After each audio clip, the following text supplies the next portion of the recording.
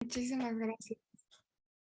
Pues hola, muy buenas tardes a todos. El día de hoy doy la bienvenida como presidente de la mesa directiva Exoadmon en la licenciatura de Administración de Empresas. Agradezco a todos por estar aquí presentes. Les doy la palabra a mi vocal Edith para que le dé la apertura a este evento y la bienvenida a cada uno de ustedes.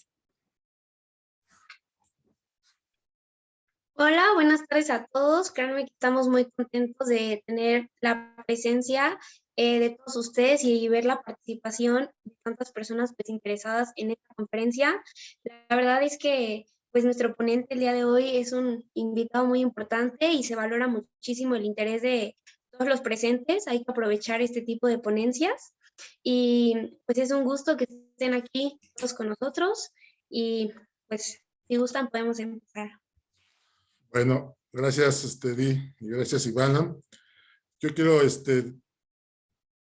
saludar y darle las gracias al el apoyo al doctor Enrique Nava, que él es coordinador regional de planes y programas de ANFECA de la zona 7 en la Ciudad de México, que nos apoyó para hacer esta conferencia, y también de la doctora Jacqueline Hernández, que es coordinadora de maestría de administración de la Universidad de Baja California.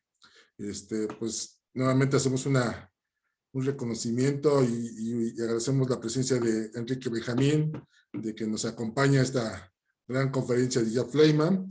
Y para esto, la maestra Golondrina nos va a hacer el favor de presentar a nuestro ponente. Gracias.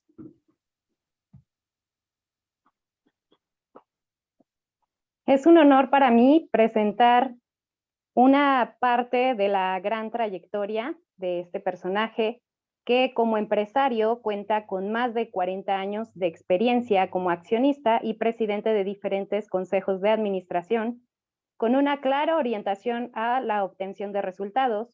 Inicia como empresario en el ramo de transportes de derivados de petróleo, introduce a México la franquicia Showbiz Pizza Place y Chocanchis en el giro de entretenimiento. Es pionero en traer a México las máquinas expendedoras de botanas y refrescos. Actualmente es presidente del Consejo de Administración de Impacto Capital, empresa líder de la industria de publicidad en México.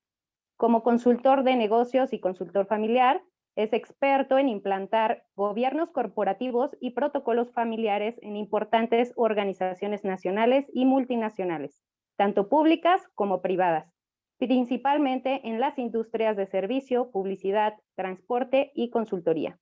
Como conferencista, ha sustentado conferencias sobre diversos temas de administración, emprendimiento, innovación y evaluación integral para implantar modelos de calidad en México y Latinoamérica. Es autor de 10 libros de administración basados en sus experiencias en los negocios como emprendedor, empresario y consultor de negocios. Tiene libros de consulta y texto en diferentes universidades de México y Latinoamérica. Entre sus títulos más destacados están Cómo utilizar la mercadotecnia en la política, eventos y exposiciones, evaluación integral para implantar modelos de calidad, Atrévete a ser emprendedor, factores de éxito en la empresa familiar que está en proceso de publicación. Vierte su experiencia como emprendedor en sus libros de negocios y emprendimiento, en los cuales desarrolla un modelo de calidad para tener éxito en los negocios. Desarrolla la metodología de evaluación integral para implantar modelos de calidad en las empresas. Derechos de autor sobre diversas publicaciones en la segunda versión del Código de Ética del Colegio Nacional de Licenciados en Administración, los conceptos y principios generales de la capacitación y en el perfil ideal del licenciado en administración. Ha publicado artículos sobre distintos temas de administración y negocios en revistas y periódicos prestigiados. Los puestos que ha ocupado en organizaciones de la sociedad civil son los siguientes: presidente del Colegio de Licenciados en Administración de la Ciudad de México, CELAM, presidente del Consejo Directivo de la Federación Nacional de Colegios de Licenciados en Administración, CONLA, presidente del Consejo de Honor y Justicia de la Federación Nacional de Licenciados en Administración, consejero académico de la Facultad de Contaduría y Administración de la UNAM, es socio fundador de la Academia de Auditoría Integral, es vicepresidente ejecutivo del Consejo Directivo de la ORT de México, es vicepresidente académico de la Sociedad de Egresados de la Facultad de Contaduría y Administración. En sus reconocimientos tenemos que en el año 1994 tiene un antecedente histórico de la auditoría administrativa. En el año 2016 es nombrado administrador del año 2016 por el Colegio de Licenciados en Administración del Estado de Guerrero. En el 2021 recibe el Premio Nacional de Administrador del Año. Es consejero de la Sociedad de Egresados de la Facultad de Contaduría y Administración de la UNAM 2022-2024. Es un honor para mí recibir y presentarles al Administrador del Año 2021, Jack Fleischmann. Buenas noches, gracias, estimada Golo. Creo que sería conveniente apagar los micrófonos porque como es de noche y hay niños, para que no se metieran los ruidos, para que está ahí de anfitrión nos haga favor de apagar los micrófonos. Y ya si alguien luego quiere participar, entramos en un momento de preguntas-respuestas y los vamos abriendo para poder tener una interacción con el que tenga interés en hacer alguna pregunta. Y bueno, ya para empezar, porque es una conferencia que se puede llevar 1 hora, 1 hora y 10, y puede ser un poco tediosa por el tema, pero creo que es bien interesante para los licenciados en administración, para todos los administradores, hablar de la consultoría y la profesionalización de la empresa familiar. Y siempre he dicho yo que el negocio natural de nosotros, los licenciados en administración, es la consultoría, y la consultoría de empresas, la consultoría de negocios. Y yo empecé así mi negocio de consultoría como consultoría de negocios, pero me fui dando cuenta que había una parte que era muy importante, que era la consultoría familiar. A todos los niveles, a la micro, pequeña, mediana, grande empresa, porque muchas veces le pregunto a la gente, yo voy a hablar de consultoría a la empresa familiar y la profesionalización, y todo el mundo piensa en la empresa grandota, y de hecho la conferencia sí está alguna parte dirigida a la gran empresa, pero si ustedes piensan en la microempresa, por ejemplo, yo tengo la oportunidad de tener una cadenita de locales en el metro, y a cada local se lo rento a una empresa familiar. Y aunque no lo crean, hay unos conflictos familiares, a lo mejor ahí no se tendría que llamar protocolo familiar como la empresa mediano o grande, y sería convenio familiar entre hermanos, entre esposos, entre primos. He tenido situaciones en algún local que el esposo le gusta un poco el refresco, y entonces le roba el dinero a la esposa que trabaja para ir a ponerse hasta las chanclas, como quien dice, y del negocio truena. He visto otros negocios micros, porque también esto requiere de un convenio familiar, donde está los hijos un día y los papás otro día en el local, porque es un poco pesado estar en estos locales, y los hijos agarran dinero a la mala y hacen lo mismo, quiebran el negocio. Y he tenido hermanos que ni siquiera se ponen de acuerdo en los horarios, o que las cuñadas no se llevan. A ese nivel de locales del metro, por eso cuando, y ahorita lo vamos a tocar, cuando hablo de la consultoría y profesionalización de la empresa familiar, es para todas las empresas. Vamos a tocar la consultoría de negocios y familiar en esta plática. Vamos a hablar de la empresa familiar, vamos a hablar de gobierno corporativo y vamos a hablar de protocolo familiar. Creo que esos 4 temas son bien interesantes, y ya en la plática que voy a tener oportunidad de dar en Acapulco el 13 de octubre en el marco del Congreso Latinoamericano, vamos a hablar de la empresa familiar desde el punto de vista de la evaluación y la innovación, para darle continuidad, porque les comunico que estoy terminando mi 10º libro, que por ahí anda Rafael Rivera Barragán. Un saludote, Rafa, y además pues, tú me estabas dando cuerda que terminar el libro y estamos a punto de hacerlo, mis estimados amigos, Rafa, y de eso se trata esta plática de alguna manera, de lo que estamos escribiendo. Digo, este es un pequeño resumen de algunos temas, y en algunas otras pláticas como las de Acapulco vamos a ir complementando el tema de empresa familiar. La empresa familiar, y algo bien importante, más del 85% de las empresas en México son familiares. Y cuando hablamos de las empresas, de las micro y pequeñas, y decimos que el 90% son las empresas, todas son familiares. Casi todas son familiares. Y tenemos una estadística que vamos a ver ahorita, que muchas fracasan. Y entonces muchos de los problemas que no sabemos que fracasan es por problemas familiares internos, más que por falta del conocimiento del negocio, que es otro de los factores más grandes por los que fracasan. La empresa familiar es el eje principal de desarrollo económico de un país. al ser el 85%. Entonces hay que profesionalizarlas, de eso se trata la plática, para que sean más competitivas. Si no son más competitivas, el país tampoco es más competitivo. Necesitamos gobiernos competitivos y empresas competitivas, y eso junto hace que un país mejore la calidad de vida de sus ciudadanos. Dan trabajo a más del 80% de las personas. O sea, realmente la empresa familiar es la base de cualquier economía. Y menos del 50% de las empresas logran sobrevivir a la segunda generación. Vamos a decir que yo soy el fundador, tengo a mis hijos abajo y abajo están los nietos. Ya nada más la mitad llega a los hijos. Y lo más triste es que la tercera generación ya nada más llega al 10%. Ya ni se diga la cuarta, que son los bisnietos del fundador, si fuera el abuelo, el 2%. Y el tema de profesionalizar la empresa familiar es que esto no suceda y podamos mejorar estas estadísticas. Y 8 de cada 10 emprendimientos fracasan. Y esto no lo digo yo, lo dice el INEGI, el Instituto del Fracaso, Family Business Network. O sea, son estadísticas reales. Y les insisto, esto es para la micro, pequeña, mediana y grande, aunque esto está enfocado más a la mediana y a la grande esta plática, pero cabe como los ejemplos que le di en los locales. Otro ejemplo es que 2 hermanas se juntan a hacer un salón, el salón exitoso, entra mucha gente los primeros 3 meses, las hermanas no se ponen de acuerdo y un negocio que podía ser buenísimo también fracasa. ¿Por qué? Porque hubo un conflicto familiar, que tú me mandas, que no me mandes, que yo digo, que yo empecé y que es mi idea y que es tuya. Y por esos detallitos también fracasa. Entonces, creo que es bien importante. El chiste de esto es de pasar de empresa familiar a familia empresaria. Y de eso se trata. ¿Cómo hacemos pasar de empresa familiar a familia empresaria? Y la otra parte es favorecer el cambio generacional. Aumentar esto del 50% de las empresas a trascender a la segunda y a tercera generación con éxito, porcentajes mucho más altos que estos, que eso es lo que le haría a México ser mucho más competitivo, a las empresas, que la gente tendría más empleos formales, no tantos informales. O sea, realmente es bien importante fortalecer a la empresa familiar y ese es un tema de nosotros los administradores y ahorita vamos a ver por qué. ¿Cómo yo veo al administrador como consultor? Para mí se me hace que es el negocio natural. Cuando Edith me estaba platicando ahorita que ella lleva la materia de emprendimiento. Y entonces digo, pues está bien interesante porque podemos emprender un negocio en el tema de consultoría que se me hace lo más natural para los administradores. ¿Cómo veo yo la visión?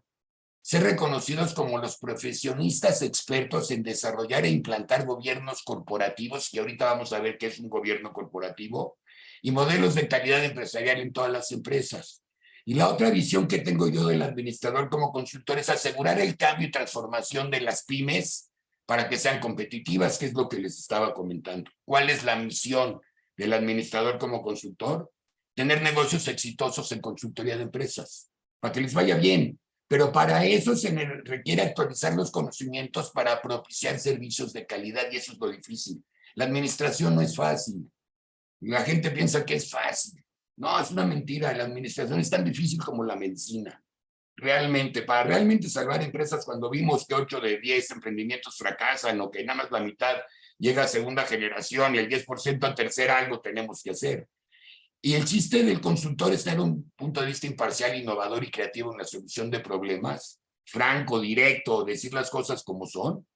Y el tema de la plática es profesionalizar las empresas familiares que están en constante evolución. Y así veo yo a los administradores. Lo que es interesante es que el 75% de empresas pretenden aumentar la contratación de consultorías. No que las vaya, pretenden, pero no encuentran a los consultores adecuados y ahí viene la chamba de las instituciones de enseñanza superior, de la actualización de los colegios de profesionistas, para que realmente puedan contratar a gente que sepa y los pueda salvar a las empresas porque tienen conocimiento. Luego llega gente que no lo tiene y hace que el negocio de la consultoría de negocios y familiar parezca un fraude si no llega la gente adecuada. Y ese es un tema complejo. ¿Cuándo contratan las empresas consultorías? Cuando quieren una evaluación o un diagnóstico integral, o tienen problemas muy específicos que no saben cómo resolver, o un gobierno corporativo, que ahorita vamos a ver exactamente qué es el gobierno corporativo. Lanzamiento de nuevos productos. Esto es lo que es hoy la necesidad de transformación digital. Al final del camino todas las empresas se van a digitalizar. Y esta transformación digital es un nicho de la consultoría de empresas gigante. Determinar necesidades de capacitación. Hoy la Secretaría del Trabajo te pide que capacites, adiestramiento, capacitación, miles de programas, etcétera. Entonces, hasta por necesidades de la autoridad hay que determinar y hacer capacitación en las empresas, que además entre más capacitación, más éxito, ¿no? Eso sin duda, entre más conoce la gente, pues hay más éxito, y entonces es bien importante determinar al consultor que conozca todos estos temas. Implantar sistemas, ahorita vamos a ver qué requiere saber el consultor. Implantar sistemas de información, RP, CRMs, etcétera, porque en los sistemas de información es donde podemos tomar las mejores decisiones porque tenemos estadísticas confiables, información confiable para buena toma, entonces es cuando nos contratan. Y eso es lo que hay que aprender en las escuelas. Y yo le pregunto ahorita a Edith, oye, ¿ya te enseñaron a implantar un sistema de información, un RP? ¿Le entiendes? A lo mejor me dice que no, que sí. Pero creo que esto sí debe de ser primordial para que los docentes en la carrera de administración les enseñen a profundidad los sistemas de información, los modelos de calidad, y muchos nos contratan porque tienen problemas de rentabilidad y eso tiene que ver mucho con sus precios de venta, con sus costos, etcétera, que también es tema de los administradores. Y hablando de esta plática, elaborar un plan de sucesión familiar, que es muy complejo. Me preguntaba el otro día mi nuera, oye, ¿cuántos años se necesita para hacer una buena sucesión familiar? Y entonces yo le preguntaba aquí al maestro Roberto el otro día, y entonces me decía, pues a lo mejor 20, ¿no? Y mi nuera me decía, o mi hijo me decía 3. Y la verdad yo creo que se necesitan alrededor de 10 años de preparar al sucesor, que para empezar hay que saber quién va a ser, y ahorita lo vamos a ver eso, para poder realmente hacer una buena sucesión familiar en conocimientos, habilidades, relaciones, etcétera. La consultoría es una inversión, no es un gasto en términos de lo que obtiene el cliente, y entonces les comento que a veces me dice el cliente, no, lo que has hecho por nosotros no tiene precio, y yo le digo, no, sí tiene precio, pero no te supe cobrar, porque cuando haces algo bueno quedan encantados, la verdad. Competencias del consultor, pensamiento estratégico, objetividad en las decisiones, orientación a resultados, capacidad de negociación, habilidades analíticas, efectividad en el uso de los recursos, visión financiera, sentido humano y social. Fundamental, importante esta parte que debemos de inculcar todos los valores, la ética, etcétera, a todos los muchachos, porque hoy la ética es el mejor argumento de ventas. Y luego les digo por qué, pero la verdad, eso lo he discutido con muchos, porque mucha gente le encanta estar haciendo cosas en las empresas. La ética es el mejor argumento de ventas. Manejo de información confidencial. Esto de la consultoría familiar a grandes empresas cuando ya son muy pudientes y tienen yate y avión, no a cualquiera lo contratan, entonces te contratan de boca a boca. Eso es lo que he aprendido a través de los años. ¿Por qué? Porque te dan información que tienen que estar seguros que nunca va a hablar el consultor, porque son las cosas de ellos. Pero para poder hacer un buen protocolo familiar se necesita la información confidencial, y ahorita lo vamos a ver en el protocolo familiar. Conocimientos del consultor, ahí le va. Esto es para las instituciones también de enseñanza superior, universidades, etcétera, que además hay una plática ahí en mi canal que tuve la oportunidad con Enrique Nava de dar, sobre qué deberían de aprender los muchachos en la carrera con ANFECA, ¿no? Y hay una propuesta ahí de temas mucho más amplio que esto, pero es otra plática, pero sí creo que hay muchas cosas que hacer en las universidades para sacar administradores que puedan ser consultores, que sepan elaborar diagnósticos integrales, y ahorita les voy a decir por qué en la próxima diapositiva, implantar sistemas de información, implantar gobiernos corporativos, modelos de calidad, tecnologías de punta, estrategias de innovación, estrategias de mercadotecnia y acompañamiento de líderes, lo que todo el mundo llama coaching, que nada más es una partecita del administrador, el coaching. No es todo, al contrario, creo que le faltan muchas cosas al coaching para poder ser realmente exitoso, como es todo el tema de la evaluación integral y meterse de lleno a la empresa y no nada más el acompañamiento. Es todo un tema que es muy discutible. Son responsables de la calidad e integridad de sus consejos los consultores. Deben ser sensibles, francos y siempre buscar la unidad familiar. De eso se trata la consultoría. La consultoría no propicia tampoco soluciones milagrosas, no es fácil. Debe ser vista en la perspectiva de oportunidades futuras. A veces cuando hacemos la metodología de evaluación en las empresas, en el camino vamos corrigiendo muchas cosas que nos vamos dando cuenta y no nada más es para futuro, sino en el presente la consultoría va dando resultados. Pero a la larga es cuando vemos oportunidades futuras de entrar a un modelo de calidad. Hay que establecer los límites de la consultoría. Por ejemplo, hay empresas o clientes que te dicen, no quiero que te metas a mi parte financiera. No quieren que sepas de su, no, hay tampoco a lo mejor con sus propiedades. Entonces la consultoría familiar se vuelve diferente. se vuelve más de negocios que familiar. Y la coordinación entre el cliente y consultores de todo el tiempo es súper, súper importante, la verdad. O sea, si no hay una buena comunicación entre el cliente y el grupo de consultores, es bien difícil que sea exitosa la consultoría. Esta me la voy a aventar un poco rápido, pero miren, a lo mejor unos van a decir que estoy exagerando. Pero muchos los he visto de mis colegas administradores del gremio, etcétera, les ha encantado este símil que a lo mejor, pero la verdad es, esta es la verdad. Para mí el médico internista es igual que el administrador de administración. El médico general internista es como nosotros los administradores.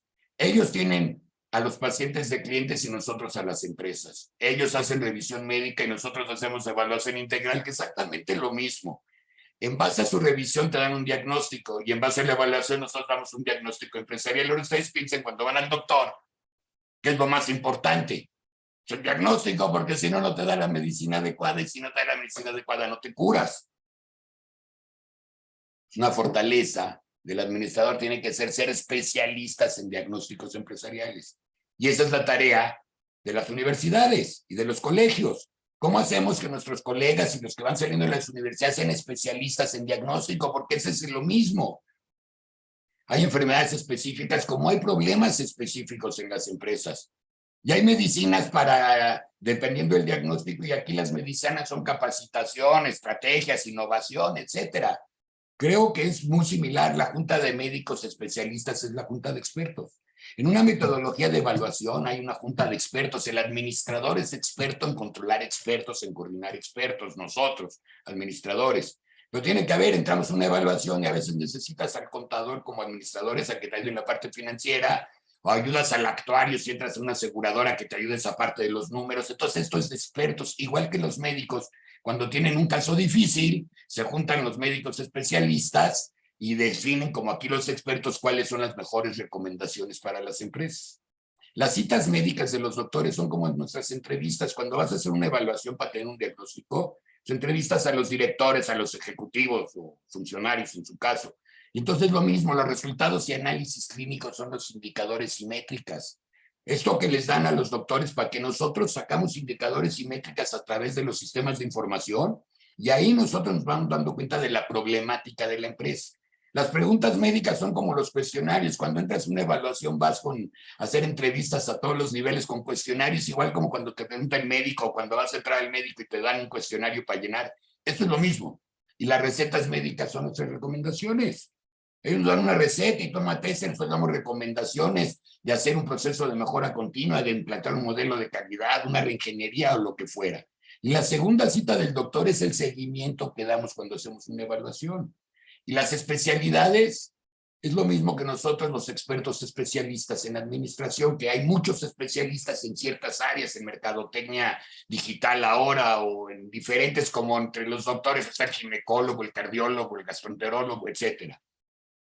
Ellos te dicen, ya estás mejor, ejercicio y alimentación, y cuando nosotros vemos a la empresa que se está arreglando, decimos procesos de mejora continua. Todo el tiempo, y es bien difícil, porque se pierden. Por más que uno ande sobres, y entonces les digo a veces a la gente, oigan, yo no les quiero gritar surco como a las mulas para que no se salgan del surco. Al contrario, vamos a entrar a procesos y todos tenemos que tener esa inquietud del proceso de mejora a tiempo completo, porque se pierden cosas que vas implementando. Y si la gente no sigue y no le da seguimiento, se pierden los procesos. Una buena salud del paciente es igual que el modelo de calidad de la empresa. Cuando ya funcionas como un modelo de calidad, y no hay calidad total, nada más hay calidad. Porque no hay ni media calidad ni nada. Hay nada más o hay calidad o no hay calidad, o estás embarazado o no estás embarazado. Entonces, cuando hablan de calidad total, lo diga en Chicago, a quien lo diga. Es un pleonasmo, eso no está mal dicho. Calidad es que está bien al 100. No hay media calidad. O sea, eso, estoy como al 70 de calidad, pero eso no existe. La cirugía es la reingeniería. Cuando ya llega el paciente y necesita que le metan el cuchillo, pues estamos en una reingeniería en la empresa. Y sus equipos de medición, los quirófanos, como te toman la presión, el electrocardiograma, etcétera, son los sistemas de información de nosotros. Los sistemas, el RP, el CRM, ese que les estoy hablando, que es bien importante para la toma de decisiones, esos son nuestros sistemas. El esqueleto es la infraestructura que tenemos. La sangre, cuando te sacan sangre, te pide el doctor para ver tus detalles. Nosotros vemos los flujos de la información y estamos viendo lo mismo en la empresa. Y ellos tratan de mejorar y salvar vidas y nosotros mejorar y salvar empresas. La gran diferencia es que ellos estudian mínimo 7 años y nosotros 4. Ahí está el problema que tenemos grave de fondo. O sea, la verdad. Y les digo que la administración no es fácil. Y esto requiere, a lo mejor el que hizo la maestría y el doctorado, que ya se aventaron más años, como varios de los colegas que nos hacen favor, que son doctores aquí de acompañarnos, a lo mejor ya pueden dominar todo esto, pero no es nada fácil. ¿Cuál es? Ya entrando después de esta parte de la consultoría, vamos a entrar de lleno a la empresa familiar. ¿Cuáles son las características? Normalmente la empresa familiar tiene mayoría de acciones y votos en la asamblea de accionistas. A lo mejor hay un socio que tenga el 10, el 20, pero en lo general, para que sea familiar, pueden tomar las decisiones como a ellos más les convenga a la familia. Tienen mayoría de votos en el consejo de administración y ahorita en la siguiente diapositiva vamos a ver cómo se hace el gobierno corporativo. Pueden tomar las decisiones más convenientes para la familia y los familiares participan muchas veces en la dirección y en la administración de la empresa familiar, y por eso la empresa familiar se debe profesionalizar, que es el tema. ¿Cómo se compone el fundador? Luego vienen sus hijos, que sería la segunda generación, que entre ellos son hermanos. Luego viene la tercera generación, que son los hijos de los hermanos, que vuelven sobrinos de unos y sus hijos. Y para el fundador son los nietos. Es así como se compone, para que ahorita veamos cómo se pasa en una sucesión, cómo el fundador decide cómo hacer la sucesión para que la empresa siga caminando, porque cuando hay una mala sucesión, la empresa deja de caminar. La profesionalización de la empresa familiar no es sencilla, realmente es un problema. Les voy a dar ejemplos de diferentes estructuras familiares para tener un ejemplo en la plática. Hay, por ejemplo, el fundador que tiene 3 hijos y 9 nietos, que es un caso de una consultoría que hice yo. El que tiene 2 hermanos y cada uno tiene varios hijos. O el que tiene un hijo y sí le interesa el negocio o no. Porque hay veces que el hijo no quiere estar en el negocio familiar y entonces no hay ni a quién dejárselo. Y es un problema. El que tiene 2 hijos, a uno sí le interesa y el otro no, o a los 2 sí les interesa. Por ejemplo, en mi caso, yo tengo 2 hijos que estamos en la etapa de la sucesión y a los 2 les interesa. Y no, hombre, de veras hasta para el fundador, que es mi caso, es todo un tema de sensibilidad poder hacer una sucesión bien hecha. Y he visto en empresas, no saben qué complejidad, ahorita les voy a platicar rápido. El que no tiene herederos y su hermano es socio y sí tiene hijos, entonces uno está trabajando para los sobrinos. Y a veces no le gusta, muchas veces, si es el fundador que no tiene hijos y que los hijos del hermano sí están. O que el que no tiene herederos y no tiene socios, y que no tienen a quien dejarle la empresa aunque sea exitoso.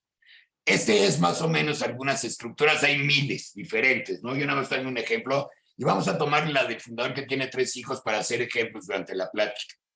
¿Qué es un gobierno corporativo? Para el que no sabe, se compone de 4 órganos. La asamblea de accionistas, que son los dueños de las acciones familiares o inversionistas con porcentajes pequeños. El consejo familiar, que es el que juega en esta plática básicamente, que son familiares con todas las acciones o la mayoría, se juntan para decidir sus funciones del mismo consejo y para tomar decisiones y deciden el contenido del protocolo familiar, que lo vamos a ver más adelante, que es el tema ya del detalle. Si hay un secuestro, ¿qué va a pasar? Si un de los familiares es deshonesto y se robó un dinero, ¿qué va a pasar? Eso lo vamos a ver ahorita, que eso es parte del protocolo. Cuando va a entrar la nueva generación, ¿cuáles son las reglas para que entren los hijos de los, por ejemplo, en este caso de los 3 hermanos que tenían 9 hijos entre los 3, ¿cuándo pueden entrar? Todo eso, a qué edad, en qué puestos, todo eso viene en el protocolo. Luego viene el tercer órgano de gobierno, que es el Consejo de Administración, que son familiares, directivos y consejeros como nosotros. Yo soy consejero en diferentes consejos de administración, responsables de cumplir la visión, misión y objetivos de una buena administración en la empresa. Y luego viene la alta dirección, que ya son los directivos contratados para dirigir y administrar la efectividad de la empresa. Con efectividad la empresa. Estos son los 4 órganos de gobierno.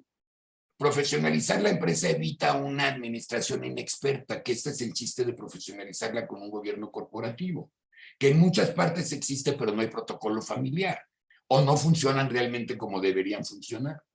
¿Cuáles son los objetivos del consejo familiar, donde están los 3 hermanos, básicamente en este caso, y no hay ningún hijo? Y los 3 hermanos, uno tiene un porcentaje mayor que los otros 2, y para la toma de decisiones, del consejo familiar, pues se tiene que votar. Entonces, todo también un protocolo de votación para tomar decisiones en el consejo familiar.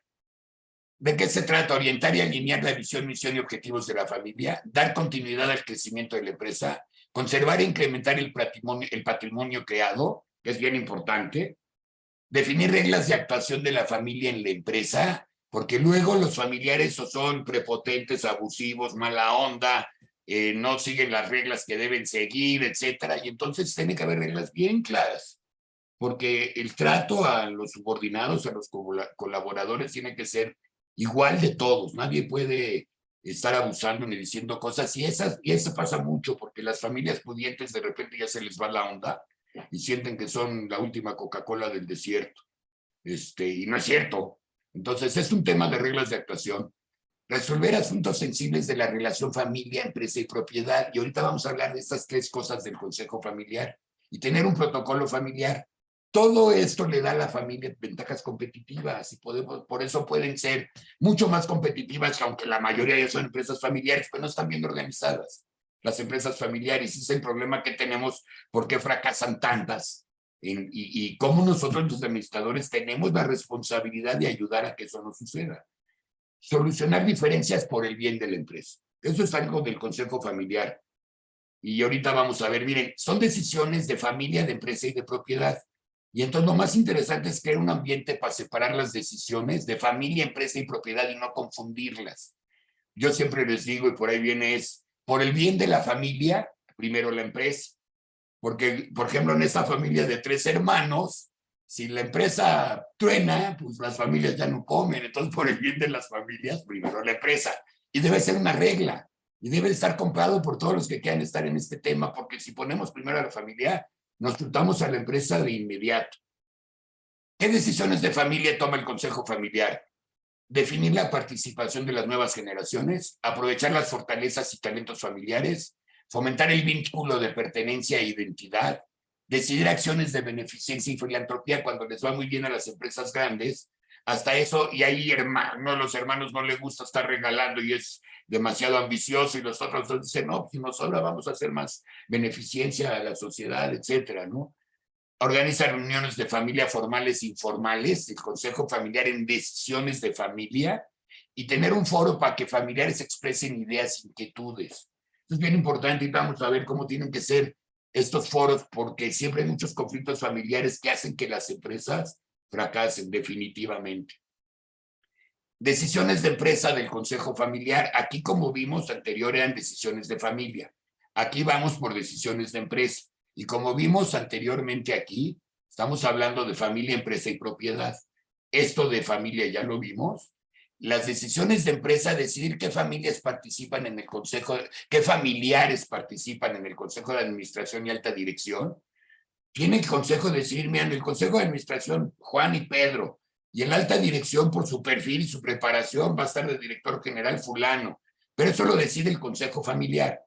Definir puestos, honorarios, derechos y obligaciones de los familiares, tener planes de contingencia financieras, comerciales, administrativas y operativas, tener planes de calidad de vida para el personal de la empresa. Todo el mundo no pela este tema, pero si la gente tiene calidad de vida, la gente se tatúa la camiseta, se entrega de lleno, y nosotros nos tenemos que preocupar para que nuestros colaboradores tengan calidad de vida, y eso depende del éxito de la empresa. Para poder repartir la riqueza, siempre les digo que hay 2 maneras de bañarse, en tina o en regadera. En tina te ahogas y en regadera salpicas. Entonces hay que bañarse en regadera y salpicar a la gente para que la empresa sea ultra competitiva. De veras, este es un consejo real, ¿eh? Funcionar como modelo de calidad empresarial es parte del consejo familiar en decisiones de empresa, y por el bien de la familia, la empresa es primero. Eso que no se les olvide, ¿eh? Porque así les aseguro que habría mucho menos fracasos. Si todo el mundo estuviera consciente que por el bien de la familia y la empresa es primero, yo me enojé con alguien de mi familia, pero para efectos de empresa no estoy enojado, estoy enojado en una relación familiar. Primero la empresa, por el bien de la familia. ¿Qué decisiones de propiedad toma el consejo familiar? Ya vimos familia, primero vimos empresa, ahora vamos a ver la parte de la propiedad de las 3 cuadritos que vimos en azul. Políticas para la sucesión patrimonial. Es bien importante cómo el fundador, cómo va a ceder su edificio, su casa, su coche o su carrito de hot dogs o lo que tenga, o su local del metro. Políticas de sucesión patrimonial. Compra y venta de acciones entre familiares y terceros. Eso de repente hay unos conflictos entre las familias cuando alguien ya se quiere salir, que porque la esposa ya no quiere que sea socio del hermano porque el hermano la ve feo, y entonces hay que vender acciones, y entonces ¿cómo lo hace? Y además se adelantarse tan poquito. Cuando hay planes de crecimiento hay que invertir, y muchos de los hermanos, estos tres, uno quería llevarse la lana y los dos querían seguir creciendo, había conflicto. Compra de empresas, unos querían y otros no, los tres sí. Emprendimiento de nuevos negocios, que también hay que invertir dinero. Asegurar que se tomen decisiones de negocios y no de necesidades de familia. Ese es otro de los mensajes. Decisiones de negocios y no necesidades de familia, que es lo mismo que primero la empresa, que por el bien de la familia, primero la empresa. Este es el mismo mensaje. Ya dentro de lo que es el gobierno corporativo, que primero vimos la asamblea de accionistas, luego el consejo familiar, y ahora vamos al consejo de administración, que es el tercer órgano del gobierno corporativo. ¿Qué hace el consejo? Es súper importante el consejo en las empresas, sobre todo en las grandes y medianas. Alinear la visión, misión y objetivos entre accionistas y la alta dirección. Porque contrato a los directivos y quiero que ellos sepan, yo dueño, los accionistas, qué queremos, cuál es la visión, la misión y los objetivos. Tener una visión estratégica de crecimiento y consolidación. Vigilar el desempeño eficiente de la administración y operación. Proporcionar información confiable a inversionistas, familiares y terceros. Esto es básico. Y los terceros, muchas veces los inversionistas pequeños en una empresa familiar también quieren saber de sus negocios. Hay que dar información confiable, respetar los principios éticos, ambientales y de responsabilidad social. También es una responsabilidad del consejo, hoy más que nunca. Creo que estos son los puntos más importantes, porque el tema ambiental, si no lo cuidamos, pues adiós planeta, y es el único lugar donde vivimos, se llama Tierra, ¿no? Entonces ahora con el tema, no sé si han oído de la bioética, lo platicamos ahí, véanlo, pero es el tema de cómo cuidar el planeta, en todos sentidos. Coordinar la participación de asesores externos. Por ejemplo, yo participo en algunos consejos de administración de empresas que están hasta en bolsa. ¿Quién me coordina el consejo de administración? Es cuando me dice cuándo hay reuniones, etcétera, y de qué se va a tratar, y me manda información que tengo que estudiar para poder estar en el consejo. Sesionan periódicamente, deciden por votación, y aquí eso también el consejo de familiar decide cómo vota el consejo de administración, y cuidan los intereses de los accionistas, de eso se trata. Y el cuarto órgano de gobierno ya es la alta dirección, donde ya entran los directivos que se contratan, o el director de comercialización, o de operación, o de administración, o general, para cumplir con la misión de la empresa y los objetivos, programas de las áreas, manejar el personal y los recursos financieros, técnicos, materiales con eficiencia, eficacia y economía, actualizar cuando sea necesario la estructura organizacional, implantar procesos de mejora, funcionar como modelo de calidad empresarial, satisfacer las necesidades de los clientes. Todo lo que estamos platicando es para esto, para satisfacer las necesidades de los clientes en todos sentidos, el tipo que sea, porque ahí es donde está el negocio, ¿no? Y el cliente, cuando nos contrata a la empresa para consultoría, pues el chiste es satisfacer sus necesidades y rendir cuentas a los consejos y accionistas de administración, la alta dirección. Y aquí acabamos con todo el tema que es el gobierno corporativo. Mensaje: la madre del éxito es la administración. Nosotros, los administradores, somos la madre del éxito, porque nosotros somos los que somos expertos, o debiéramos ser expertos en administración. Ya vamos a entrar al tercer tema, que era la parte del protocolo familiar. El protocolo es un documento que facilita la continuidad de la empresa. Elaborar el protocolo cuando se tiene un buen ambiente familiar. Muchas veces me contratan o contratan a la empresa a hacer un protocolo familiar cuando ya están peleados los tres hermanos. Qué mejor que, si son conscientes, se den cuenta que están creciendo, que tienen muchos hijos y sobrinos, que cuando hay un buen ambiente en la familia, hacer el protocolo es mucho más fácil que cuando están enojados, porque todo les parece malo o bueno, que todo el mundo piensa que el de frente quiere abusar, ¿no? Entonces aquí es bien importante que haya un buen ambiente familiar. El protocolo familiar es un documento confidencial de referencia y compromiso entre familiares. Es un acuerdo de voluntades que se debe cumplir por los familiares. Establece los beneficios, obligaciones y sanciones de los familiares, y sanciones. Establece reglas para la toma de decisiones y acuerdos. Se definen los participantes en el consejo familiar con voz y voto. Cuando se está haciendo el protocolo, de entre ellos mismos decimos, pues, no van a entrar los hijos, nada más nosotros 3 hermanos, y la votación va a ser de tal manera. Por acciones, si uno tiene el 40, 30 y 30, de entre dos tienen el 70, que es más del 50. Entonces tienen que poner ahí una cláusula que solo el 71% decide, para que tengan que decir los 3. Si fuera el caso, ¿no? Cada familia decide lo que quiere, estas son ideas, pero cada familia decide cómo hacen esta parte de la voz y voto. Este mensaje también es fundamental. Tener una visión compartida maximiza coincidencias y minimiza diferencias. Esto, si sí sucede, si hay una visión compartida, pues funciona mucho mejor la empresa familiar. También el protocolo fomenta valores culturales éticos transferidos por generaciones, que eso a veces no lo hay, pero cuando los hay es muy importante. Digo, no hay valores, digo, entre los fundadores, ¿no? También sucede. Promueve el diálogo constructivo y la comunicación franca y honesta. Define políticas para escuchar, aceptar y valorar opiniones de otros. Armoniza los intereses y fomenta el respeto, tolerancia y empatía. Establece planes alternativas de vida para familiares que se retiran. Por ejemplo, yo que estoy en el proceso de sucesión me voy a retirar, pero ¿qué voy a hacer? ¿Cuál es mi plan de vida? Me voy a quedar en mi casa cuando estoy todo el tiempo superactivo, me voy a morir. Entonces tiene que haber un plan alternativo de vida para el sucesor, para el que está descendiendo y el que va a entrar, el que se va, el fundador, tiene que haber un plan de vida para el fundador. Vital para la armonía familiar, continuidad de la empresa y el patrimonio. Esto es vital, el protocolo para la continuidad de la empresa y el patrimonio. Las nuevas generaciones, sus hijos, los que tengan hijos, o los hijos con sus papás que están aquí con nosotros compartiendo. Tener reglas de incorporación a la empresa. En este caso, que son 9 sobrinos, uno tiene 4 hijos, uno 3 y otro 2. Entonces, uno de los hermanos que tiene 4, pues a lo mejor quiere que entren los 4, pero uno nada más tiene 2 y dice, no, pues, ¿por qué van a entrar 4 si yo nada más tengo 2? ¿Cuáles son las reglas de la incorporación? ¿Cuántos sueldos va a tener el otro hermano? Tiene que haber reglas, que a lo mejor deben de entrar todos y a lo mejor no. ¿En qué nivel de educación y qué edad mínima para ingresar? Si deben contar con experiencia previa, por ejemplo, mi hijo, por ejemplo, se fue 2 años a otra empresa y luego regresó a la empresa, ¿no? Cuando era más joven, pero tuvo una experiencia muy padre en otra empresa y muchas empresas familiares de las grandes piden que sus hijos o sus sobrinos se vayan a otra empresa un tiempo y que regresen. Si pueden trabajar tiempo parcial porque eran en la escuela o no, es algo que tienen que decidir. Muchos dicen, no, hasta que acabe la escuela. Y otros, no, que empiece para que vaya aprendiendo. Depende de cada familia. Si pueden ingresar todos los hijos a un límite por rama familiar. ¿Qué es una rama familiar? Los 3 hermanos, cada uno es una rama familiar. Y ya les dije, uno tiene 4 hijos, otro 3 y otro 2. Y entonces, ¿cómo deciden cuántos hijos entran? No entran todos. Pero también a la hora de la división de los dividendos, ¿a cuántos se les da? Y entonces es todo un tema complejo y depende de cada estructura, de cada familia, de cuántos hijos son y sobrinos.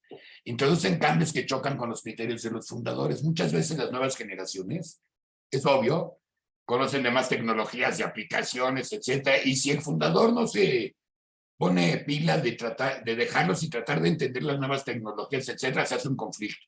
Yo la verdad, sí, oye, ¿para qué vamos a hacer esta aplicación? Adelante, a lo mejor ni le entiendo lo que vayan a hacer, pero sé que los hace más competitivos y les da una ventaja. Entonces no puedo yo, porque ellos están en lo moderno y en lo nuevo, que yo por ser consultor y autor, pues ahí ando, ¿no? Y medio les entiendo, pero hay fundadores que no saben nada y que sí le tienen que seguir la onda a los hijos, ¿no? También ocupar varios puestos para conocer la empresa es importante para las nuevas generaciones y definir qué puestos y funciones van a desarrollar en esto que están ocupando varios puestos para que no anden de tingo al tango, porque yo he visto familiares que no saben bien qué hacer y andan por toda la empresa quitándole el tiempo a todos. Si van a ocupar un puesto vacante o se va a crear uno, muchas veces se crea uno específico. Recibir un ingreso acorde a la efectividad y desempeño en su puesto no se le puede pagar de más ni de menos, tiene que ser, sí se le pueden dar bonos a fin de año diferentes a todos los colaboradores, pero en ingresos deben ser similares los puestos en un tabulador que hay, tú tienes en subdirector, no sé qué, y te tocan 250, y no hay más que bonos y o utilidades dependiendo de sus papás y qué acciones tienen, etcétera. Tener preferencia para un puesto en igualdad de capacidades, eso sí. Vamos a decir que tengo 2 muchachos de 25, y uno es mi hijo y otro no, y los 2 son igual de fregones. Y el puesto, pues se lo doy a mi hijo porque son iguales de fregones. Si es más fregón el que no es mi hijo, pues se lo doy al otro. porque por el bien de la familia, primero la empresa. Realizar una inducción profesional a las nuevas generaciones es bien importante.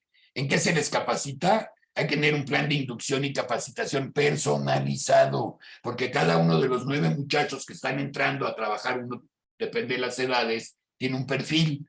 Y entonces hay que aconsejarles muchas veces en la consultoría familiar al muchacho de 18 y dice, oye, ¿qué estudio? Y entonces dices, bueno, ¿qué puesto sería interesante que pudiera ocupar según su perfil para fortalecer la presencia de la familia en la empresa? Entonces ya lo aconsejas.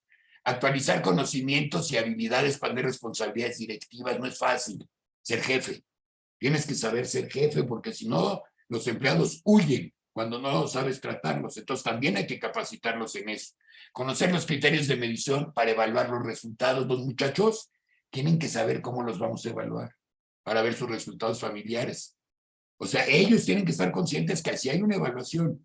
Tener planes anuales personalizados, capacitación familiar para el éxito empresarial es el mensaje.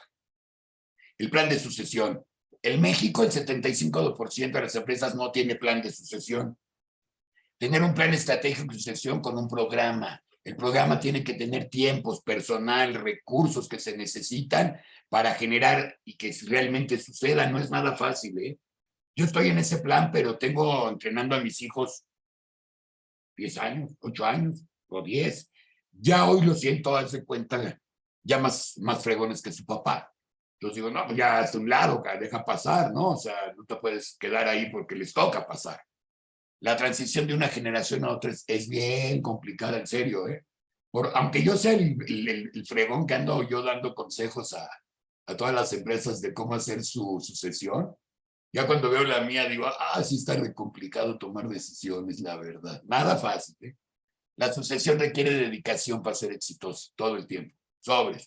Yo sí tengo una comunicación permanente con ellos, de tal manera que me vuelvo el mentor y además ya los dejo que ellos decidan y pues, si se dan unos topes, pues ni modo, ¿no? Así se aprenden esto, ¿no? Digo, trato de ayudar lo más que puedo para que no haya muchos fracasos, pero así es. Planificar con anticipación la sucesión y ejecutar con organización, que esa es la otra madre del éxito, la administración y organización, que es una partecita de la administración, pero no se puede hacer una sucesión si no se planifica y no tiene una organización. El perfil del sucesor, tener capacidades, conocimientos y actitudes para ser líder familiar, y ese es un problema grave, porque no todos lo tienen, y a lo mejor los 3 hermanos quieren que uno de sus hijos sea el sucesor, que vuelva a tomar las riendas de la empresa. Y entonces ahí viene ya un conflicto entre los hermanos, porque a lo mejor uno de los 9 es el más fregón y no le gusta a los otros 2 hermanos que ese que es hijo del otro vaya a ser el efectivo. Pero por el bien de la familia, primero la empresa y que se quede el bueno. Debe conocer todas las áreas y procesos de la empresa. Cuando ningún familiar tiene el perfil, se puede contratar un ejecutivo y si no se quiere contratar y no hay sucesor, se puede vender también la empresa. Si fallece el fundador repentinamente, el consejo familiar toma decisiones. Por ahora imagínense, son 3 hermanos. Se pela uno, quedan 2, pero este que se murió tiene un hijo que tendría que subir al consejo familiar para que fueran 3. ¿Quién de los hijos va a subir? Y entonces empieza todo un conflicto cuando fallece uno de los 3 hermanos. Y entonces para eso es el protocolo, para que haya reglas hasta ese detalle, que no es fácil. La familia política. No, ese sí es todo un caso, ¿no? Hay que establecer si se pueden trabajar. Hay familia política que es consanguínea, de sangrecita, que es el hijo de los primos o los tíos, no sé. Y hay familia política como el hermano de la nuera o la consuegra o quien sea, ¿no? Entonces, pero yo me refiero a la familia política todos juntos. Y digo, ¿sí o no? Esta familia, por ejemplo, no le gustaba ni que hubiera directivos políticos de familia política, ni siquiera que fueran proveedores. Los familiares políticos requieren ser ejemplo para no generar conflictos. Entonces ya decidir entrar a una empresa familiar de una rama, otro familiar debe ser muy inteligente de aventarse el tiro porque debe de ser ejemplo de horarios, ejemplo de actitudes, porque no puede verse con preferencias porque ser familia, porque estaría abusando de ser familia y eso se ve mal con la misma familia que lo contrata, como con los colaboradores. Si él es jefe y llega tarde, cuando los colaboradores llegan temprano, pues ya no puede ser un buen jefe. Entonces, contratar familia política grave. Solo en casos muy excepcionales, otra vez, Si es la última Coca-Cola del desierto, pues seguramente será responsable y a lo mejor sí. No sé cuál es la verdad, pero sí es muy delicado ese tema, ¿no? Si no tienen la capacidad o no cumplen, se complica la relación laboral. Los familiares políticos deben trabajar con responsabilidad y compromiso, y si no, mejor no. Mejor no. O sea, porque si no se genera un conflicto familiar innecesario. Retiro de un familiar por edad. Cada familiar decide a qué edad se retira si su salud está bien. O sea, si yo todavía me gira la pila, no me quiero retirar, no me pueden sacar de la jugada, ¿no? Pero cuando la salud no sea buena, el consejo familiar decide, si ya te dio el alemán, el Alzheimer y ya se te va la onda, pues ya no puedes seguir. Entonces la familia tiene que decidir. Se elabora el plan de salida y de retiro con un cronograma, como decíamos, para que sea terso. Y aquí el chiste de todo eso, y por eso se lleva mucho tiempo, es el traspaso de conocimientos confidenciales y de relaciones clave en la sucesión, y por eso no es tan fácil hacerlo en poco tiempo. Puede formar parte del consejo familiar y tener voto de calidad el que se está retirando, el fundador, si así quiere, y entonces sigue participando en el consejo y dando ideas, y a lo mejor ya no son las decisiones finales y deja que los hijos manejen el negocio, ¿no? La empresa. Salida voluntaria de un familiar. Cuando un familiar se separa, no puede estar en el mismo giro. De repente uno de los tres hermanos, si quiere salir, no se puede dedicar a lo mismo, porque estaría abusando del conocimiento adquirido. Cuando se sale de la sociedad, tiene que vender sus acciones. Puede o no ser así, ¿eh? Estas son ideas mías, pero podría decir la familia no se sale, pero se queda con sus acciones, o nadie se las quiere comprar o lo que fuera. Se compromete a no usar la información confidencial, se compromete a no afectar los intereses de la familia, y la idea es evitar conflictos cuando sale un familiar, porque si no, se afecta a la familia. Aunque al final del camino, por el bien de la familia, primero la empresa.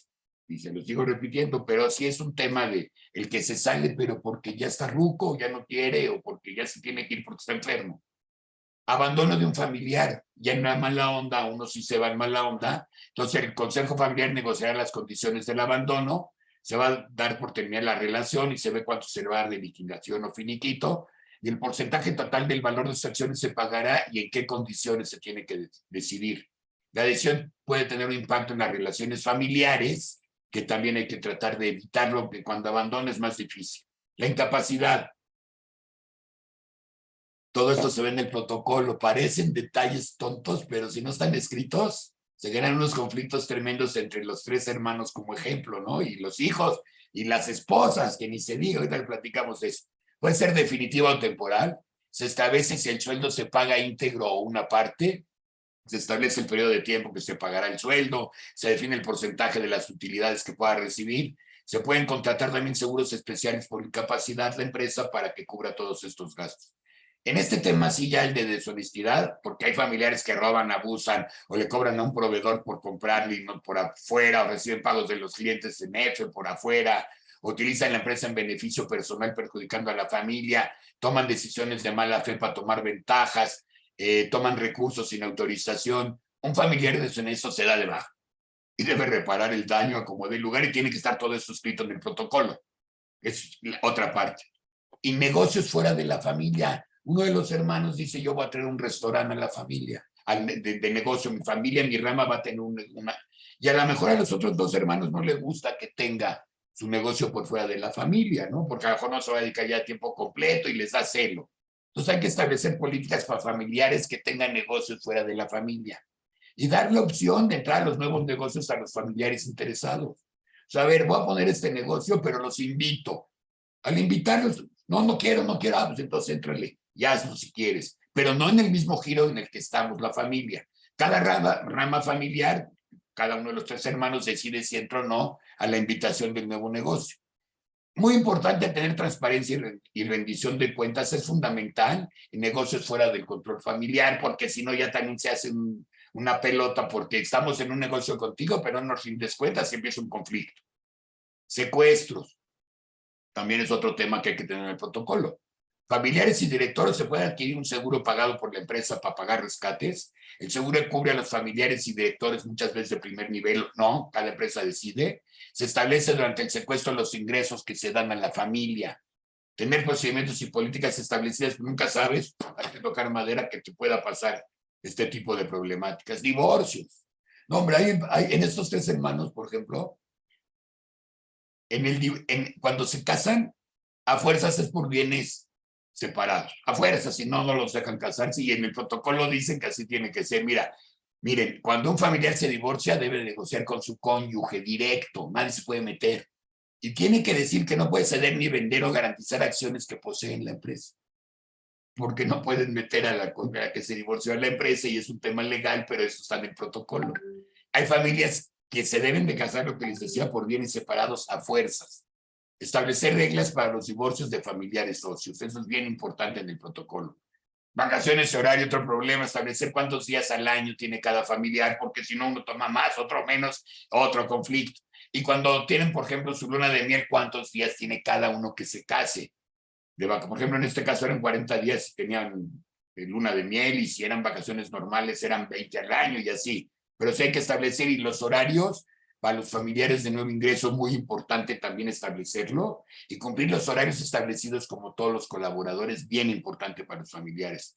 Establecer quién realiza las funciones de los familiares cuando son de vacaciones, porque luego nadie las quiere hacer, porque tienen conflictos entre familia y se hace un relajo. Entonces esto también tiene que estar en el protocolo. Propiedades familiares, uso de inmuebles. Tener reglas para el uso de las propiedades. Tener un calendario que especifique por rama familiar, fecha y propiedad. Esta familia de 3 tenía, hagan de cuenta, una casa en Miami, una casa en Acapulco y una casa en Italia. Y entonces, como no se llevaban bien las esposas, no podían irse juntos el año nuevo, entonces tenían que dividir las fechas de cuándo iban a usar cada quien las propiedades, y como de repente todos querían la misma, entonces se tiene que hacer un protocolo para nombrar un responsable por cambiar fechas por rama familiar, establecer reglas para cambiar días asignados si es que fuera, que pasa mucho, tener reglas para el uso de propiedades, armonía familiar, y si no, no se imaginan los conflictos que he visto porque no se pongan de acuerdo en estas cosas tan sencillas. Reparto y reinversiones.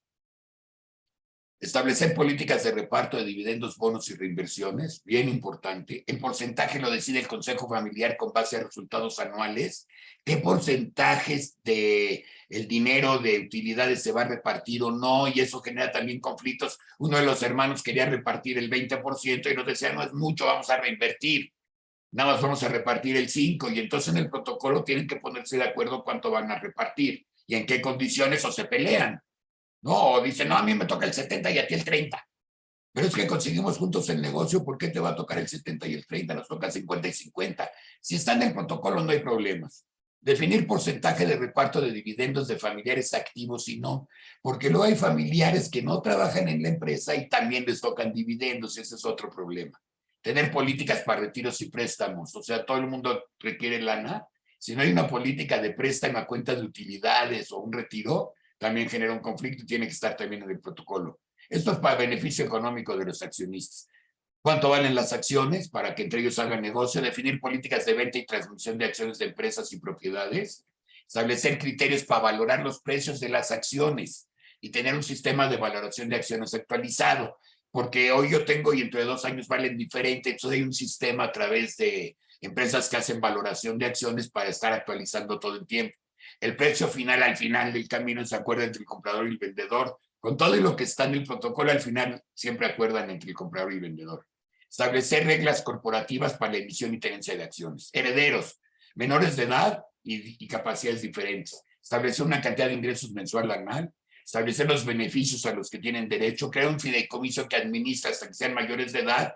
Y a veces para capacidades diferentes ya es toda la vida que el fideicomiso administra. Asegurar la calidad de vida de los herederos es fundamental en esto del fallecimiento de accionistas. Definir los montos que la esposa e hijos recibirán a cuenta de utilidades cuando falleció, en este caso, uno de los hermanos. Definir el porcentaje de las utilidades que los herederos seguirán recibiendo. Definir si las esposas e hijos del fallecido se pueden o no integrar a la empresa. Fallece y luego quiere la esposa o el hijo entrar, no tienen el perfil ni la menor idea de la empresa y genera un conflicto porque pues, de alguna manera son los accionistas porque murió su padre o su esposo, pero es un conflicto dejarlos pasar a ciertos puestos porque no están preparados, a veces sí, ¿no? Evitar conflictos familiares y mantener la armonía durante la transición cuando alguien fallece porque es muy delicado este tema, ¿no? Testamento. Tener un testamento actualizado por seguridad familiar, esto también es parte del protocolo. Testamentos para la esposa e hijos y la esposa para los hijos y la esposa para también en su caso para el padre. Entonces, esto es bien importante que quede en el protocolo la parte de los testamentos. Establecer el porcentaje de las acciones, dividendos y propiedades para esposa y hijos en el testamento.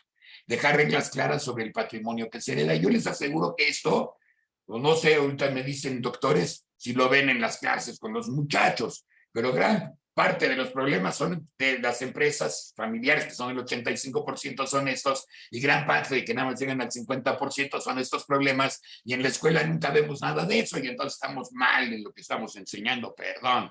Eso es mi punto de vista.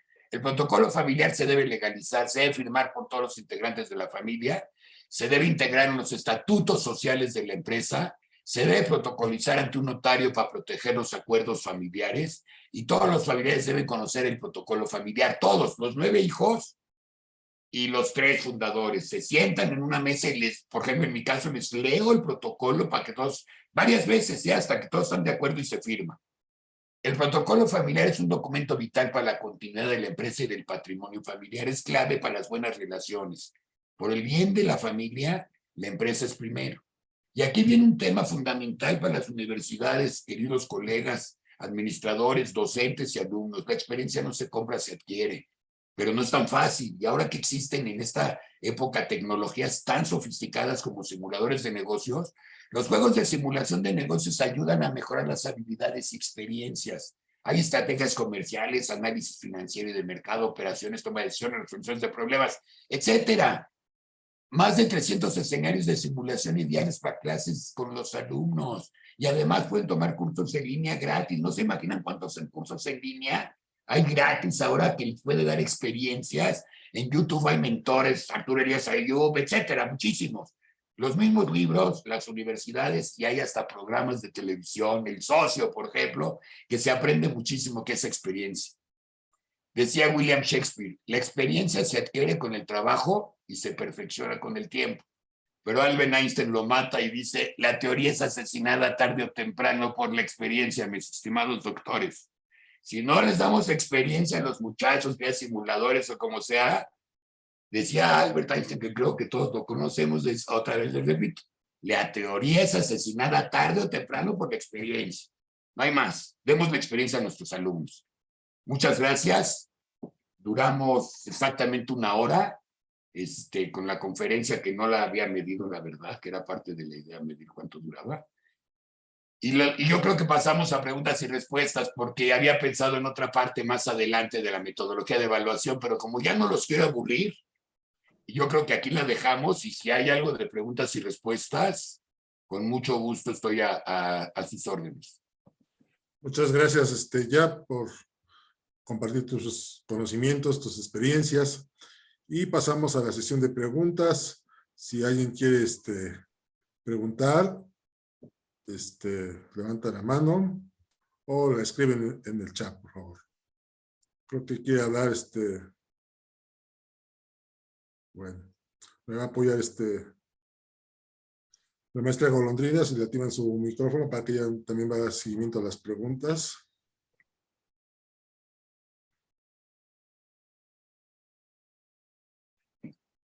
Tenemos a Edith Gabriela Sosa. Sí, bueno, la verdad es que es muy interesante todo lo que nos acaba de comentar. Y mi pregunta principal es que los porcentajes son preocupantes sobre las generaciones de empresas familiares. O sea, si es la tercera generación, usted mencionaba que solo un 10% sigue adelante, si es la cuarta, solo un 2%. Y pues en mi caso, soy la tercera generación de una empresa familiar y me gustaría saber cuál es, pues, no sé, el consejo que pues, me podría dar, como el principal consejo que me podría dar, como pues para salir adelante, seguirla creciendo. Mira, yo les comentaba que la madre del éxito es la administración.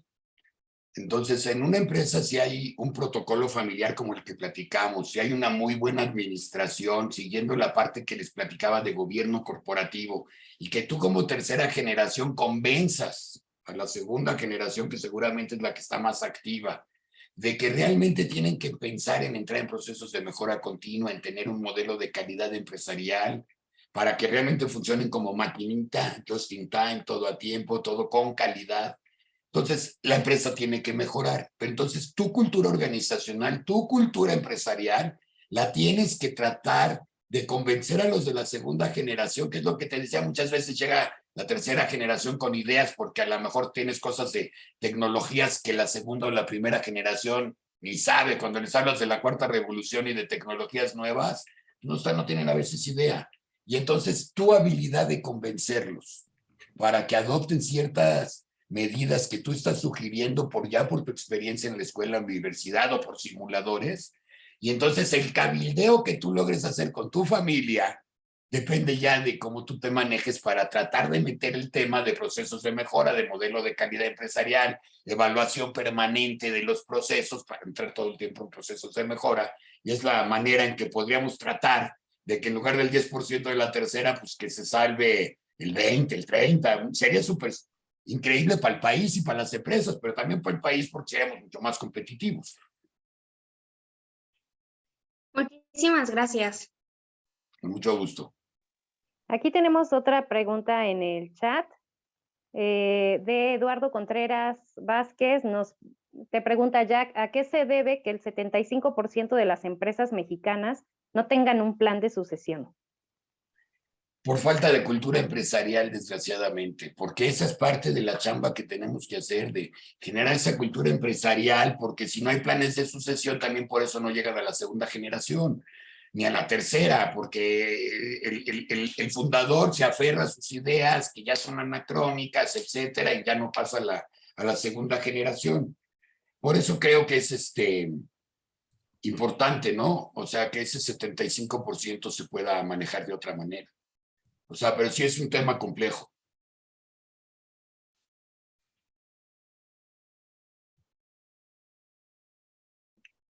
O sea, lo que es complejo es generar la cultura empresarial, ¿no? En las empresas. O sea, si no viene desde las universidades, por ejemplo, esta niña que nos acaba de preguntar, desde ahí tienen que venir desde las universidades, ¿no? O sea, y si no viene desde ahí, es difícil generar esa cultura para que la gente piense en que sin un plan de sucesión, pues la empresa va a tener un problema de fracaso, porque si no preparas al que sigue de ti y no tiene los conocimientos, cuando llega a dirigir, pues va a regar el tepache.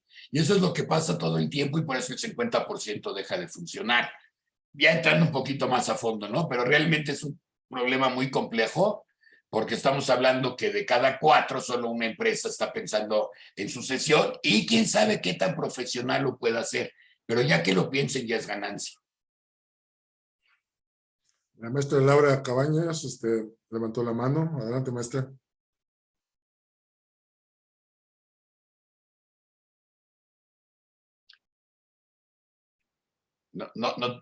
No se oye, Laura. El micrófono está cerrado. A ver, ¿no lo puedes abrir? Martín, ¿nos ayudas con el micrófono, por favor? Sí, ya de hecho lo debe de activar. Ahorita ya. Muchas gracias. Muchos saludos, Jack. Tus colegas de Veracruz estamos atentos a tu conferencia y pues muchísimas felicidades porque nos has dado muchas pautas para trabajar y para dar consultoría a las empresas familiares. Y pues a mí en lo personal, para ver todo lo que falta en mi empresa familiar, también para implementarlo, créeme que he ido implementando todo lo que tú has dicho y pues ahí estamos. Felicidades y gracias. Gracias a ti, Laura, por estar como siempre y ya sabes que me encanta que participes y que estés cerca de las pláticas. Gracias, Jack. Saludos. Igual. Aquí tenemos otra pregunta en chat de Yadira Picasso que nos dice, ¿en qué momento es conveniente acudir a una consultoría? Si se acuerdan la segunda o tercera diapositiva, decía yo cuándo nos contratan para una consultoría, ¿no? Entonces ya depende de cada empresa en particular de su problemática, de que tenga para cuándo se necesita una consultoría, pero la consultoría lo ideal es agarrarla a tiempo, ¿no? Cuando ya estamos en las últimas y que a veces ya no hay ni cómo ayudarlos, ¿no? O sea, porque ya están, no hay manera. Entonces hay que estar muy pila para saber. Yo creo que todo el tiempo se necesita una consultoría si se tiene el recurso, porque muchas veces no se contratan las consultorías porque las empresas o no tienen el recurso o no le dan la importancia a la consultoría para que lo salve de no estar fracasado, como fracasan 8 de cada 10 emprendimientos.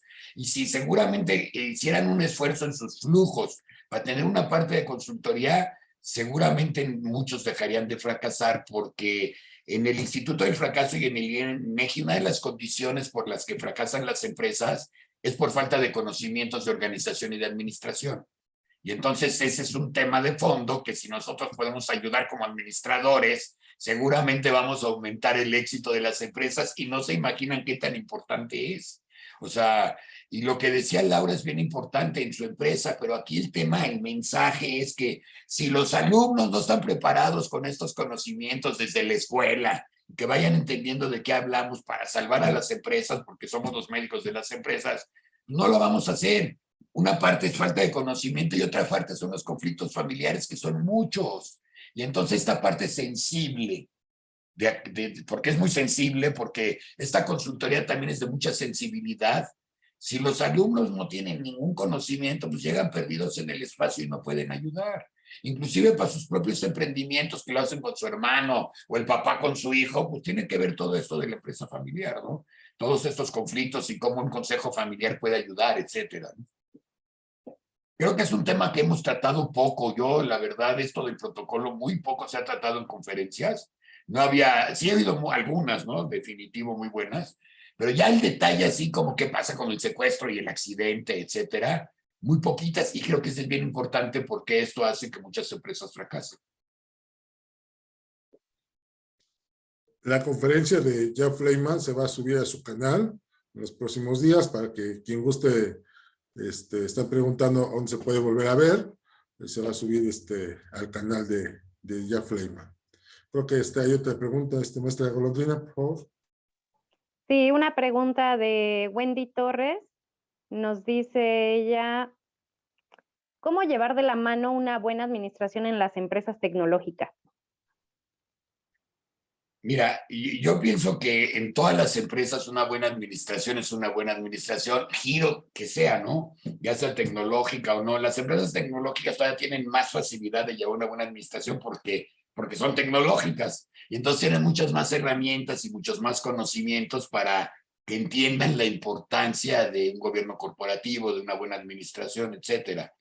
Pero en lo general todas las empresas, si tienen un buen gobierno corporativo, si tienen una muy buena administración, si tienen eficiencias, eficaces, economías en el manejo de recursos, etcétera, pues van a mejorar, no nada más porque sean tecnológicas. A mí creo que la tecnológica es más fácil porque hasta para llevar un sistema de información, de un RP sofisticado, un CRM, cualquier parte de esa, por ser tecnológicas tienen gente más preparada para hacerlo. Creo que les podría ayudar mucho el rollo del giro, pero en lo general todas es lo mismo.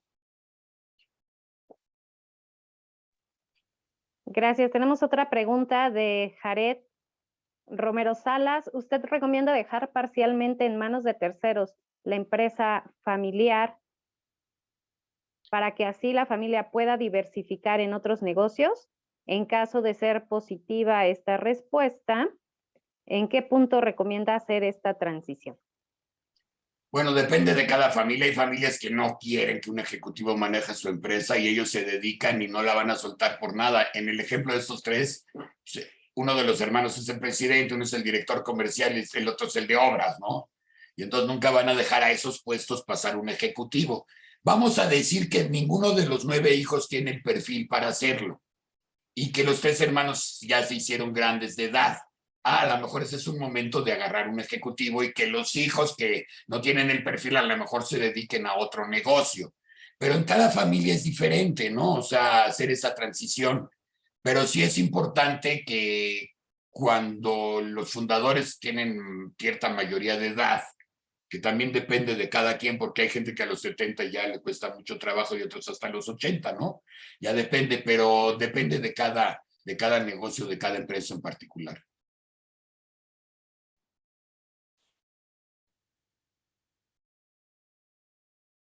Pues gracias, creo que son todas las preguntas inquietudes que han surgido. Tenemos 2 más. Ok, adelante. Gracias.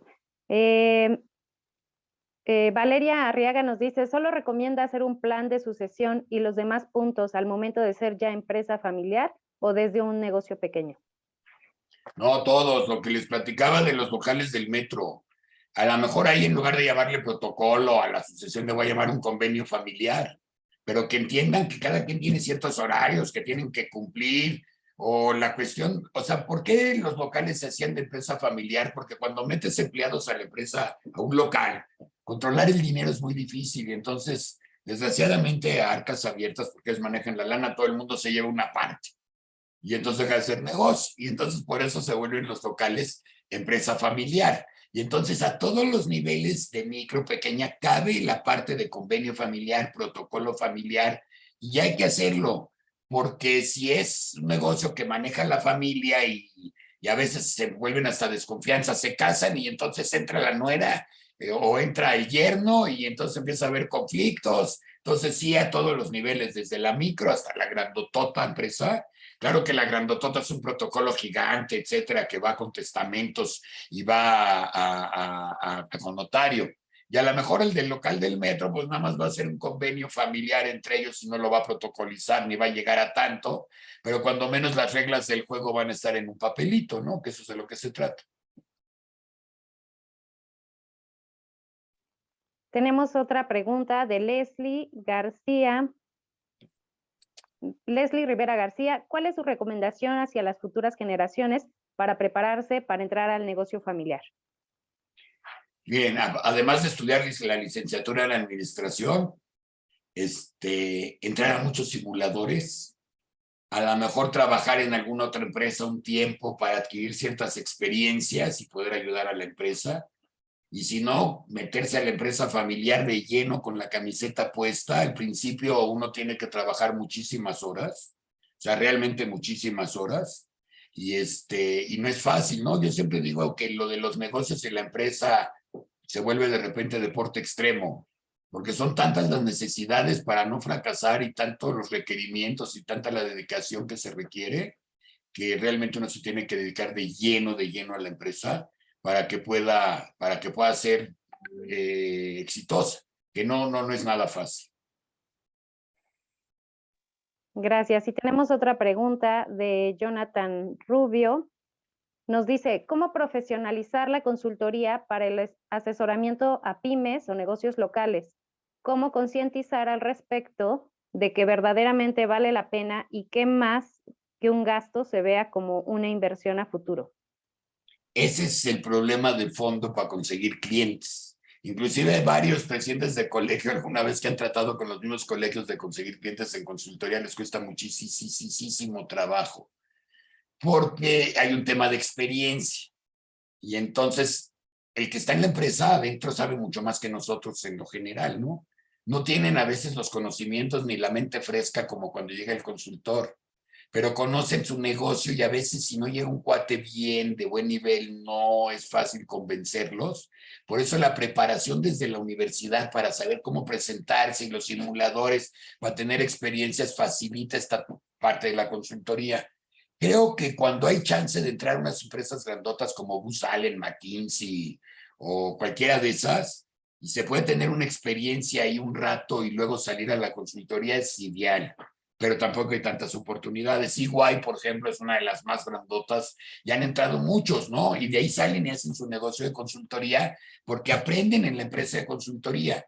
Pero no es fácil, por eso hablo siempre de los simuladores. Ahora hay unos increíbles en YouTube y cursos, y es donde hay que dedicarse para ver muchas experiencias a través ahora. Yo me acuerdo cuando yo era estudiante, ni internet, ni YouTube, ni nada. No había, eran las máquinas de escribir. No había correo electrónico. Entonces, hoy con todas las facilidades que tienen todos los muchachos y que hay cursos gratis en Google que te dan experiencia, pues hay que agarrarlos y además son gratis. Oye, es que no tengo dinero, no sé. Pero en Google te pones a buscar y hay una cantidad que no lo puse ahorita, lo hubiera puesto porque en otras de mis conferencias lo digo. ¿Cuántos cursos gratis hay en Google para poder uno saber más y tener chance que te contraten? Si entras a una empresa de consultoría es ideal para tener la experiencia. Y si no, pues uno tiene que empezar desde abajo. Yo empecé desde, es más, yo no sé ni cómo empecé a ser consultor de negocios, pero lo que es importante es que como yo soy empresario y autor, hago mucha investigación y eso me da un plus porque tengo conocimiento. Ser empresario me da una experiencia, entonces todo eso junto permite que me busquen o que yo busque clientes, que tampoco es fácil, no hay muchos. Aunque muchos quieren contratar para que les des confianza, no es tan fácil.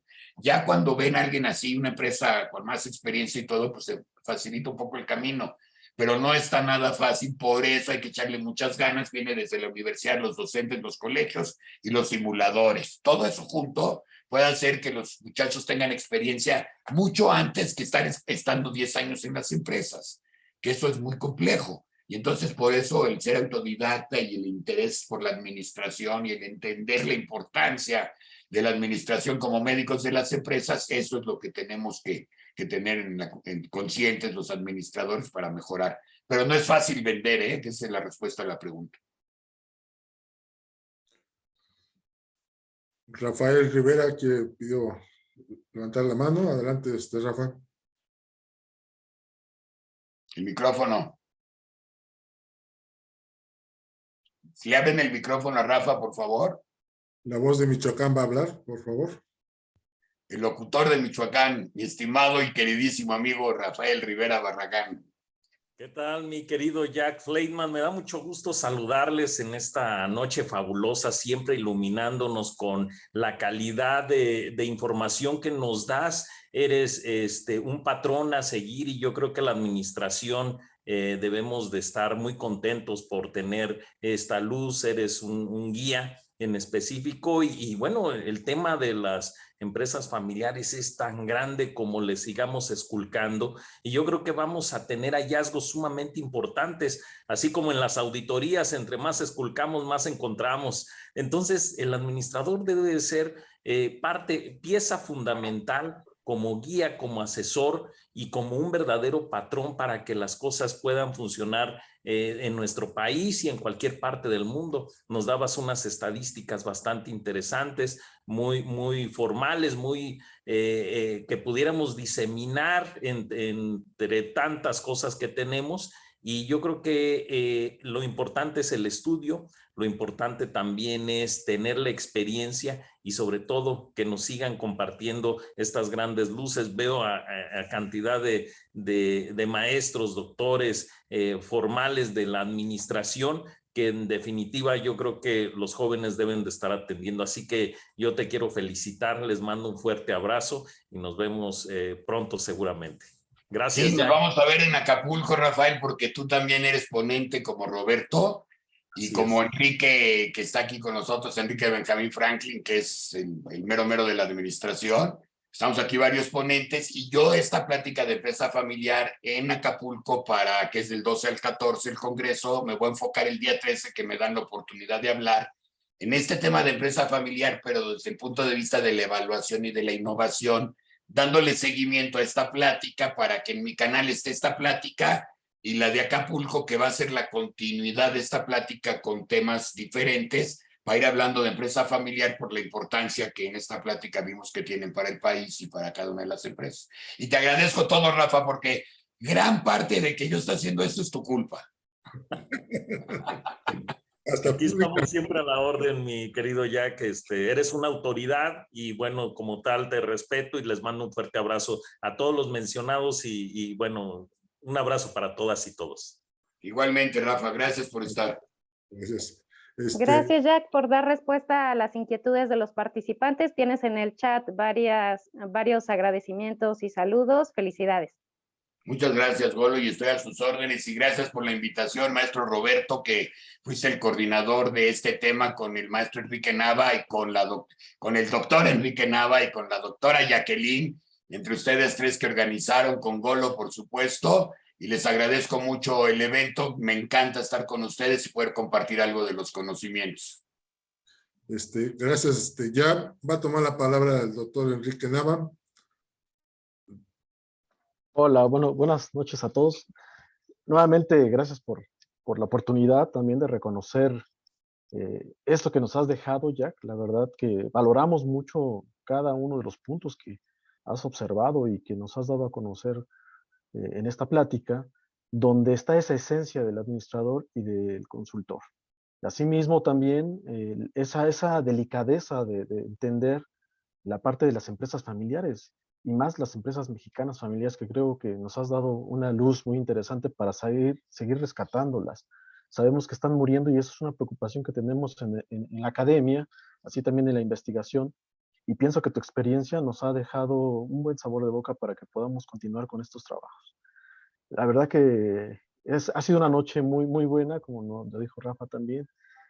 Nos has dejado ese camino, ¿no?, a seguir, y espero que sea el momento para poder detonar estos esfuerzos que tenemos universidades comprometidas con la calidad, como es la UABC, la UPDM, la UPAEP y Grupo de Corona Consultores, para este tipo de procesos.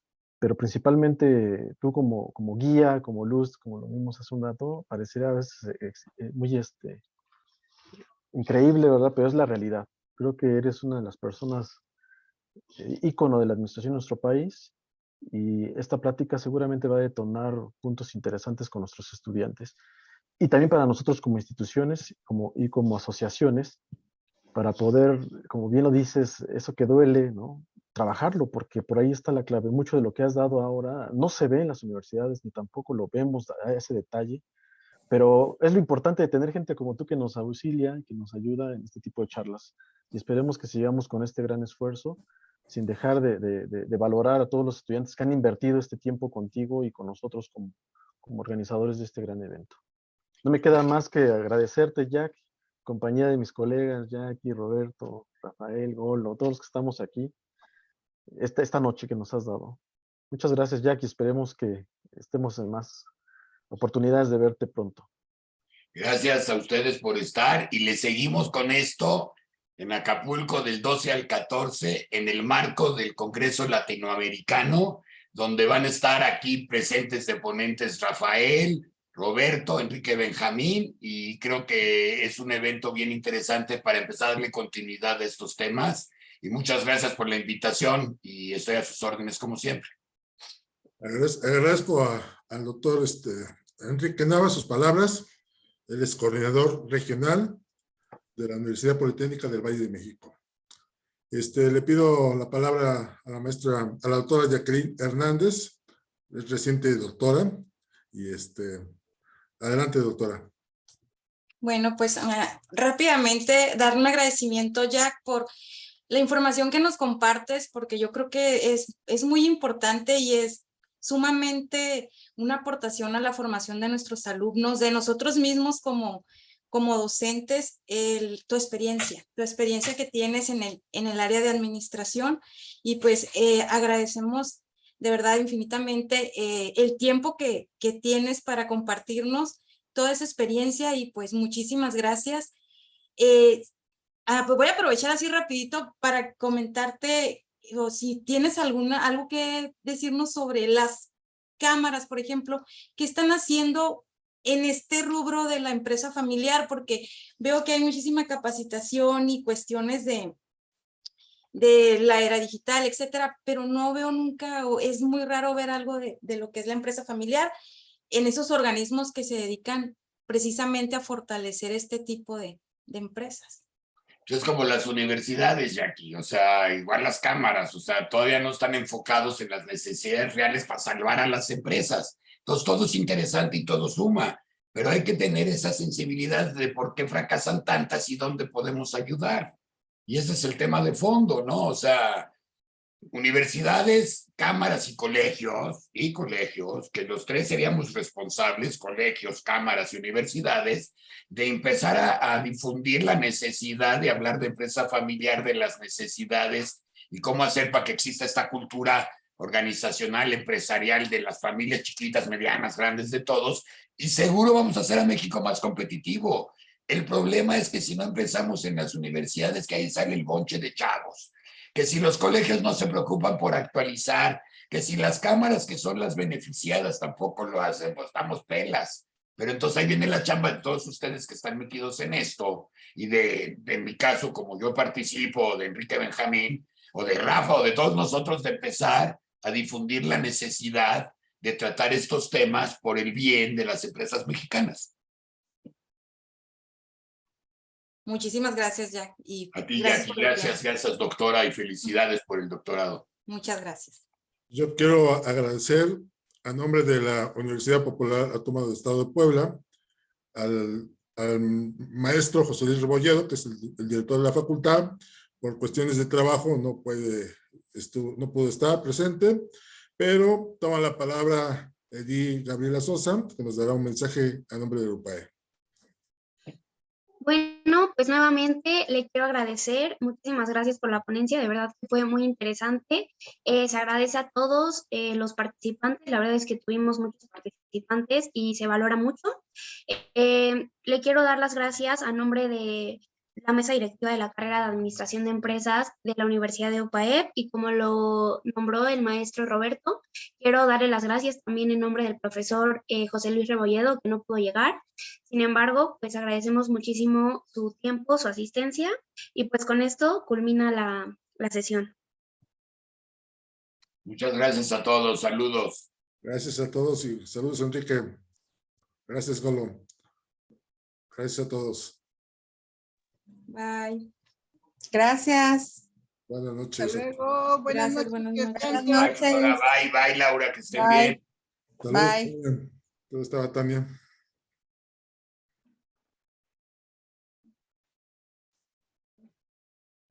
Pues gracias a todos. Gracias, Martín, por tu apoyo en los controles técnicos. Gracias a las universidades, al Poli,